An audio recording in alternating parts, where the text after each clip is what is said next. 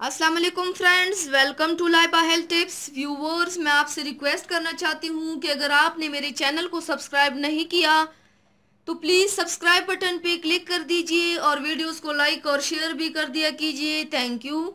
तो व्यूवर्स, आज की वीडियो में आपको मुल्तानी मिट्टी के बेनिफिट्स के बारे में बताऊंगी। मुल्तानी मिट्टी आम नहीं जबकि खूबसूरती के लिए एक बेहतरीन चीज़ है। बस आपको इसका इस्तेमाल और फ़ायदे पता होने चाहिए जिनसे आपको मुतारिफ करवाऊंगी। फेस वाइटनिंग, रंग गोरा करने में इस्तेमाल, आलू कद्दूकश किया हुआ, मुल्तानी मिट्टी और गुलाबी अर्क चंद कतरे, इनको मिलाकर गाढ़ा पेस्ट बना ले। हम वज़न ले सकते हैं दोनों चीज़ों को और अर्क गुलाब इतना डालना है कि इसका गाढ़ा पेस्ट बन जाए। अब इन अमेज़ी को चेहरे पर लगा दें, अप्लाई करें और खुश्क होने पर चेहरा पानी से धो लें। पेस्ट लगाने के बाद हल्के हाथों से मसाज करते रहें तो बेहतर नताइज मिल सकते हैं। बढ़ती उम्र वाले जिल्द का इलाज, अक्सर ख़वातीन बढ़ती उम्र की वजह से जिल्द की वजह से बहुत परेशान नज़र आते हैं। ऐसी ख़वातीन परेशान ना हो और नुस्खे पर ध्यान दें। मुल्तानी मिट्टी को किसी खुले बर्तन या मिट्टी के बर्तन में दूध के साथ भिगो दें। पानी भी इस्तेमाल किया जा सकता है। कुछ देर बाद उसका पेस्ट बन जाएगा। अब इसमें शहद 1 खाने का चम्मच और दही 1 खाने का चम्मच डालकर मिक्स कर लें और आंखें छोड़कर सारे चेहरे और गर्दन पे भी लगा सकते हैं।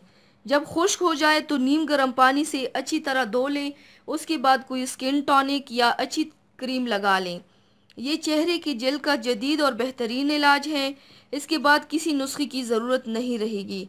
नोट: मुल्तानी मिट्टी को चेहरे के अलावा बालों के लिए भी इस्तेमाल किया जा सकता है, मगर इसे कभी भी शैम्पू की जगह इस्तेमाल ना करें। अगर आपके बालों में चिकनाई ज़्यादा आती है और मुल्तानी मिट्टी लें और उसको गुलाबी अर्क के साथ घोल लें और उसमें थोड़ा सा नींबू का रस मिला लें। 15 मिनट के लिए मिक्स करते जाएं और फिर किसी की मदद से बालों में लगाएं और मुसलसल कंघा करते रहें। कंघे के दाने मोटे मोटे होने चाहिए।